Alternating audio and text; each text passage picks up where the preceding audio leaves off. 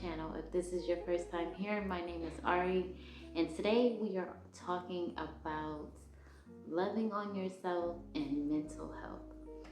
So I just want to do a little check-in. This video is going to be for all my girls that's going through any type of situation, friendship, family, relationship, personal, job, whatever you're going through, this message is going to be for you. So I just wanted to talk about self-care and then just kind of like self-love.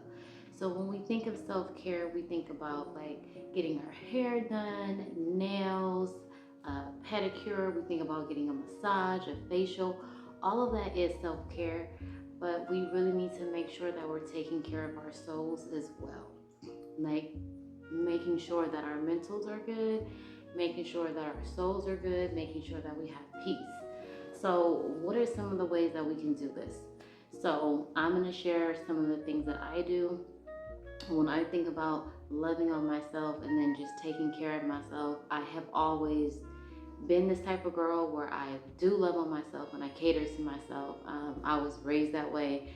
My mother is married, my parents are together, and she taught me the importance of that, and I have seen her growing up just loving on herself, making sure that she's taking care of herself, whether she has my dad or not. Like that's just a given as a woman, that you should take time for yourself. And I know that it can be difficult because we have children, we have other obligations in life, we're working jobs, we're going to school, and it's like you feel like you can't find a moment to just take care of yourself.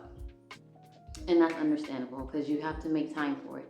You have to move some things out of the way. You have to clear your schedule. You do have to pretty much reorganize or take something away or do something at a different time to make this happen for yourself. So what I like to do, I'm not really like a meditation girl. I do yoga and I work out all the time. So that's kind of like, that's my self-care. That's for my mental health. That helps me relieve anything if I'm feeling tension or if I'm feeling anger or if I'm feeling sad or if I'm just feeling overwhelmed. It definitely helps. So that is one way that you can clear your mind. If you're not really good like with meditating, like me, going for a nice long walk, going to the beach, going somewhere relaxing, maybe a coffee shop, read a book, anything that makes you feel light, an activity or something, a hobby. You can paint, you can draw, I mean, anything. Whatever makes you feel relaxed, but then also gets your mind working and then also gets some movement. So those are really good things to follow. Also, I want to share with you all some books. This book is called The Purpose Driven Life. And if you've read this book, if you know about this book, if you've heard anything about it or know someone that's read it, it is really, really good. It is a life-changing book. And this is by Warren Zandervan. So this is a really good book if you're just like feeling a little bit lost, feeling like you don't know which move you want to make next, not really fulfilled in your purpose, if you're feeling stagnant, this book definitely helps you identify your purpose because it just basically gives you like the basics of life, like the reasons why we do things, the way we think, what God has in store for us, and just the steps that He really wants us to take in life. So this is a really, really good book. Also, I have this self-love workbook for women. This is really good. I got this off Amazon, and you just go through it. There's activities, there's things you can read. Somewhere you can write, you can just journal. This takes you through a lot of emotion. It takes you through a lot of feeling. So whether you're in a relationship, romantically, friendship, family, this book will definitely help you relieve some of your thoughts, get out some stress, really get you thinking about what is wrong, what is right, and how you should react and how you shouldn't react, and just learning yourself on a deeper level. All the questions they ask, they have lists in here for you to keep track of, like meditation and reading and taking time for yourself. It's really organized. So if you are a busy girl, they do have things in here for you to organize your time a little bit better. And it took me probably, I want to say about 6 months, because I didn't do this straight through. I would like pick it up, put it down for a while, for a couple of weeks, and then pick it back up. And then every time I would complete like a section, it would just be like, oh, like a breath of fresh air. Like, oh, I never thought about this, or I never, thought about that. So this is really, really good for the girls. Any self-love work, but any. The last book that I want to share with you is called Fall in Love with Yourself. If you have this book, don't spoil it for me because I haven't read it yet. This is by Angel Gaudia. So this is my newest book. I'm really interested to find out how the read is. I heard a lot of good things about this book. And I got this off Amazon as well. I am an Amazon girly, so most of my things are going to come from there.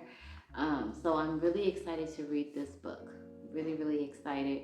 I think it's just going to be something else that's going to be fulfilling as far as self-love. So I just want to encourage my girls, to put yourself out there, be social, join a church, get involved in your community, do something that's going to expand your thinking, go outside of your box, go into, I don't want to say uncomfortable situations, but kind of go outside of your box, try something new.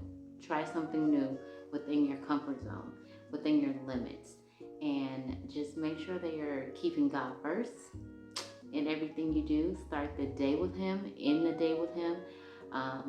What I always say over myself is that God is always with me. I can do all things with Him, but nothing without Him. And I always say that something good is going to happen to me today, and something good is going to happen through me, which means that I'm going to make someone else's day. I can bring a smile to someone else. I can help someone else. I can give to someone else if I need to. So we want to make sure that we're keeping a heart full of gratitude. We want to make sure that we're following God's word, His path, and we're going to make mistakes. Mistakes are fine as long as we don't repeatedly repeat the mistakes, because I can't talk today, you guys. We don't want to do the same mistakes over and over again. We want to learn from them the first time. We want to improve. We want to do better.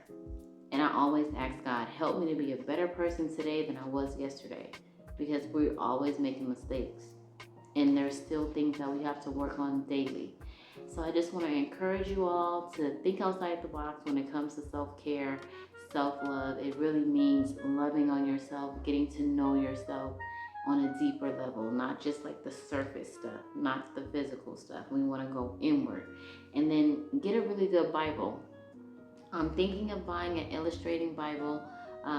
If you all have an illustrating Bible, please drop down in the comments. Let me know how you like it. Let me know the difference between that and a regular Bible if you know.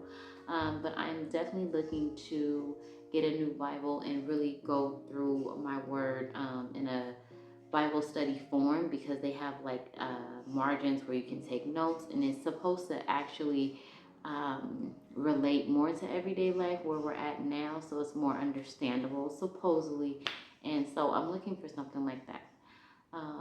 And if you guys already have that Bible, if you know of a good Bible, or if you recommend something else as a Bible study, then please drop it down below. So I hope this has been a great video for you. I hope you got some information and you're going to think outside the box a little bit. And until next time, we'll talk soon. Bye-bye.